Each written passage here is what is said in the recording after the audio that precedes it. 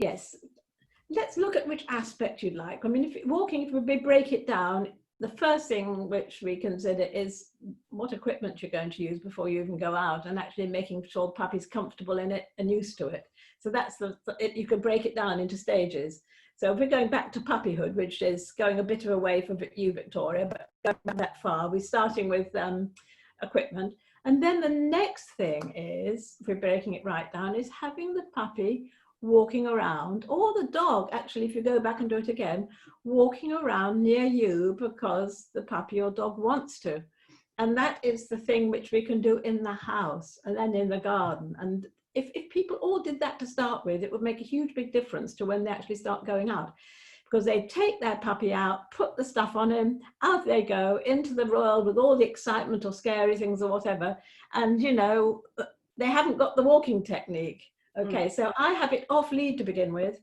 Then it's such a simple matter just to pop the lead on and carry on doing what you were doing before. Okay, so that's that. Now we're outside into different problems. We're into things, we're into excitement, maybe fear, we're into reactivity, we're into all the sort of the things that the environment coughs up, like traffic, all the stuff. So that will be fairly individual to the dogs. I mean, some just sniff and ignore the whole thing, and others become very, very reactive. And of course, once they're reactive, they may want to pull away from the thing that's frightening them, which again, that's pulling. But that's not because they can't walk nicely. It's not because they aren't loose lead walking. It's because they are trying to get away from something which scares them. The same thing going the other direction, really. If they're really excited and they totally want to say hello to everything they see, again, they are pulling, but that's not actually not walking. It's pulling for a different reason, isn't it? It's pulling to get to something. And then how people deal with that is what we'll look at, if you like. So how about a few words, starting with you, Shelley, because I think I saw you first. Just a few words, what part of all that you'd like to concentrate on? I can't hear you, by the way. Oh, there you go, yes. Oh, no, that's okay. Can you hear me okay now? Yes, yes. Yeah. So I think for us, it's more about the fact of she loses focus on the walk, and obviously dogs and people draw her focus away from walking. So it's how we kind of draw her focus back to us without pulling. Okay, now, if you're at home, does she walk without pulling around the house and garden?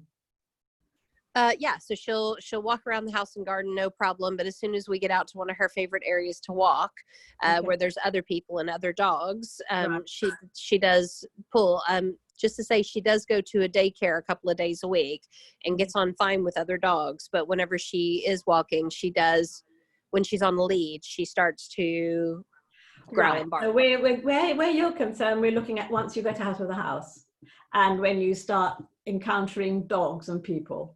Okay? Yes, on the lead especially. On the lead, yes. And let's have yours, Mark and Kay.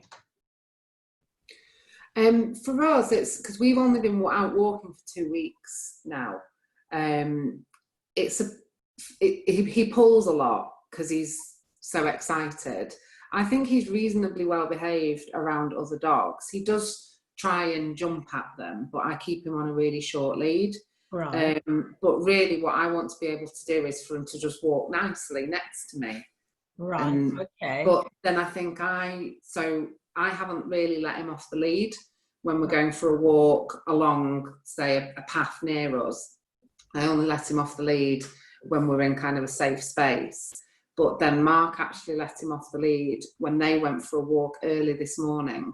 And yeah, he said he was really well. Puppies, have to say, like little children, puppies don't wander, do they? But by the time probably get to 8 months old, Victoria, they start to have a bit more of a mind of their own. They become adolescent. So, you know, just because he stays not by now doesn't, but this is a good one. Okay, so what I would be doing with you at this very, very early stage is looking at how you should react when he sees a person or dog, because of course if you already are tightening the lead and holding him tight, what message are you sending down that lead to him?